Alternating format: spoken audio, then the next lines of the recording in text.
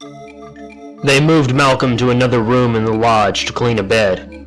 Hammond seemed to revive and began bustling around, straightening up. "Well," he said, "at least disaster is averted." "What disaster is that?" Malcolm said, sighing. "Well," Hammond said, "they didn't get free and overrun the world." Malcolm sat up on one elbow. "You were worried about that?" "Surely that's what was at stake," Hammond said. "These animals, lacking predators, might get out and destroy the planet." "You egomaniacal idiot," Malcolm said in fury. "Do you have any idea what you are talking about? You think you can destroy the planet? My, what intoxicating power you must have." Malcolm sank back on the bed. "You can't destroy this planet. You can't even come close." "Most people believe," Hammond said stiffly, "that the planet is in jeopardy." "Well, it's not," Malcolm said. "All the experts agree that our planet is in trouble." Malcolm sighed. "Let me tell you about our planet," he said. "Our planet is 4.5 billion years old. There has been life on this planet for nearly that long. 3.8 billion years. The first bacteria, and later the first multicellular animals. Then the first complex creatures, in the sea, on the land, then great sweeping ages of animals, the amphibians, the dinosaurs, the mammals, each lasting millions upon millions of years. Great dynasties of creatures arising, flourishing, dying away. All this happening against a background of continuous and violent upheaval. Mountain ranges thrust up and eroded away.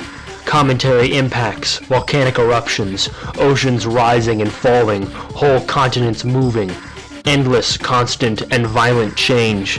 Even today, the greatest geographical feature on the planet comes from two great continents colliding, buckling to make the Himalayan mountain range over millions of years. The planet has survived everything in its time. It will certainly survive us." Hammond frowned. "Just because it lasted a long time," he said, "doesn't mean it is permanent. If there was a radiation accident—" "Suppose there was," Malcolm said. "Let's say we had a bad one, and all the plants and animals died, and the Earth was clicking hot for 100,000 years. Life would survive somewhere, under the soil, or perhaps frozen in Arctic ice. And after all those years, when the planet was no longer inhospitable, life would again spread over the planet. The evolutionary process would begin again. It might take a few billion years for life to regain its present variety, and of course it would be very different from what it is now. But the Earth would survive our folly. Life would survive our folly. Only we," Malcolm said, "think it wouldn't." Hammond said, "Well, if the ozone layer gets thinner, there will be more ultraviolet radiation reaching the surface. So what?" "Well, it'll cause skin cancer." Malcolm shook his head. "Ultraviolet radiation is good for life. It's powerful energy. It promotes mutation, change. Many forms of life will thrive with more UV radiation." "And many others will die out," Hammond said. Malcolm sighed. "You think this is the first time such a thing has happened? Don't you know about oxygen?" "I know it's necessary for life." "It is now," Malcolm said. "But oxygen is actually a metabolic poison. It's a corrosive gas like fluorine, which is used to etch glass. And when oxygen was first produced as a waste product by certain plant cells, say around 3 billion years ago, it created a crisis for all other life on our planet. Those plant cells were polluting the environment with a deadly poison. They were exhaling a lethal gas and building up its concentration. A planet like Venus has less than 1% oxygen. On Earth, the concentration of oxygen was going up rapidly. 5, 10, eventually 21%.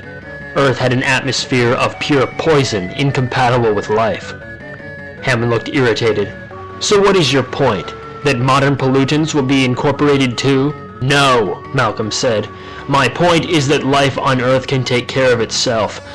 In the thinking of a human being, 100 years is a long time. 100 years ago, we didn't have cars and airplanes and computers and vaccines. It was a whole different world. But to the Earth, 100 years is nothing. 1,000,000 years is nothing. This planet lives and breathes on a much vaster scale. We can't imagine its slow and powerful rhythms, and we haven't got the humility to try. We have been residents here for the blink of an eye. If we are gone tomorrow, the Earth will not miss us." "And we very well might be gone," Hammond said, huffing. Yes, Malcolm said, we might. So what are you saying? We shouldn't care about the environment? No, of course not. Then what? Malcolm coughed and stared into the distance. Let's be clear. The planet is not in jeopardy. We are in jeopardy. We haven't got the power to destroy the planet or to save it. But we might have the power to save ourselves.